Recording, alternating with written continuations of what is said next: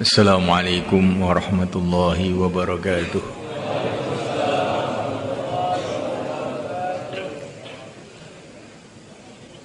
Hadirin yang dimuliakan Allah Ta'ala, hidayah ini kalau sudah masuk dalam hati seseorang, maka dia tahu yang benar yang salah.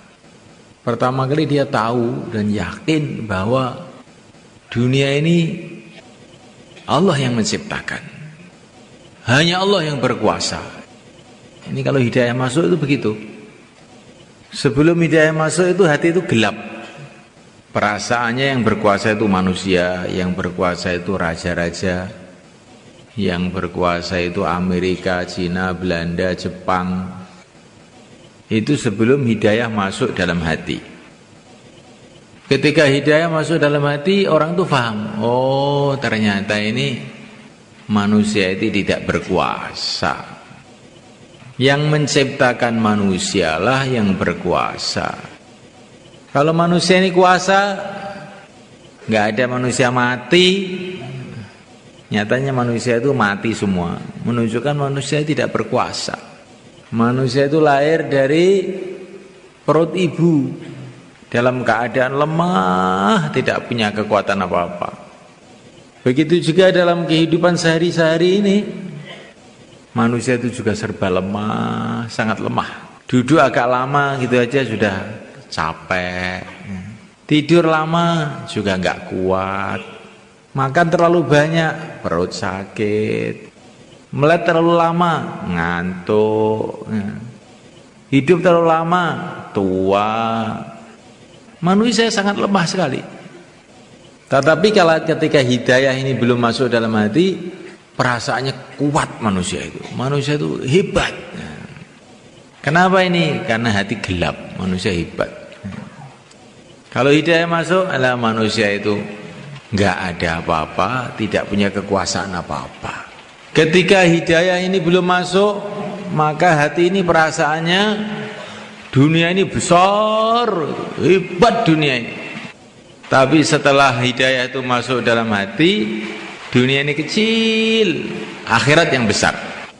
Dunia ini sebentar, mampir ngombe.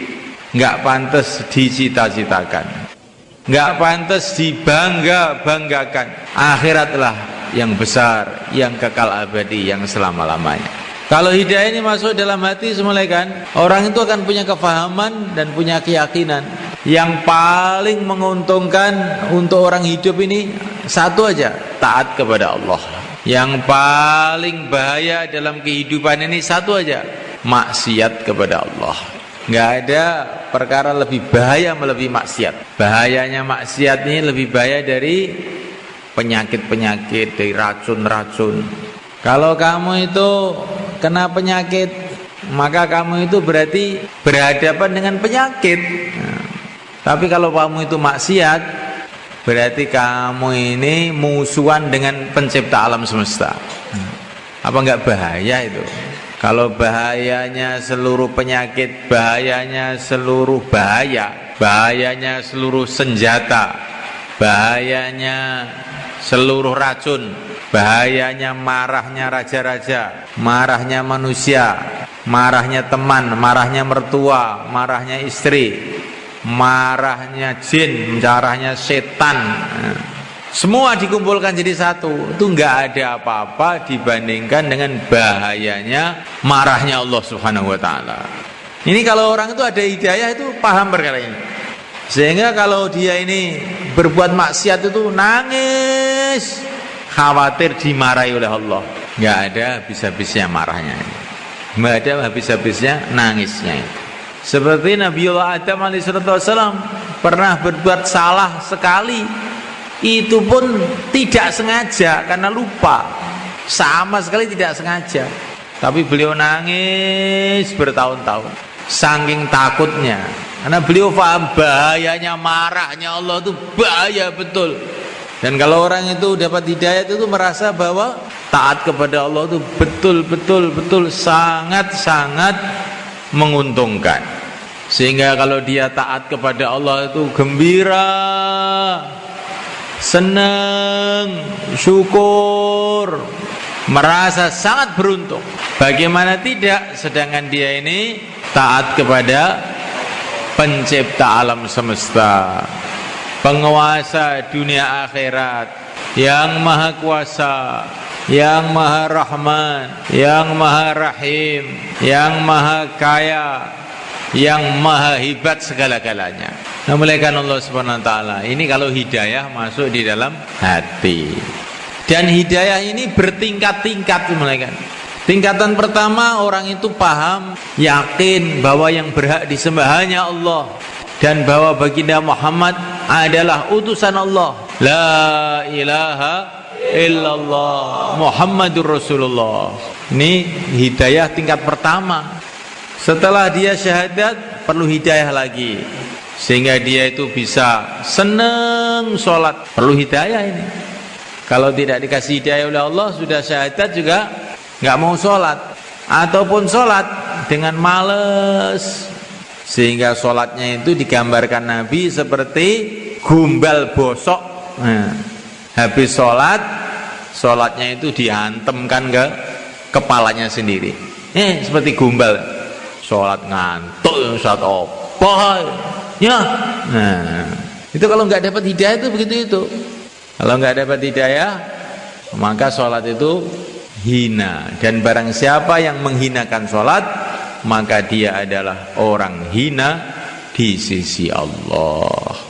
Setelah sholat perlu hidayah lagi, supaya sholatnya bisa khusyuk perlu hidayah, supaya sholatnya bisa istiqomah perlu hidayah, terus perlu hidayah, supaya bisa puasa perlu hidayah, supaya bisa zakat perlu hidayah.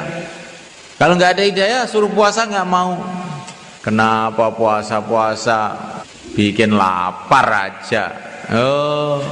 Tapi kalau sudah dapat hidayah, paham dia, puasa ini amalan dicintai oleh Allah.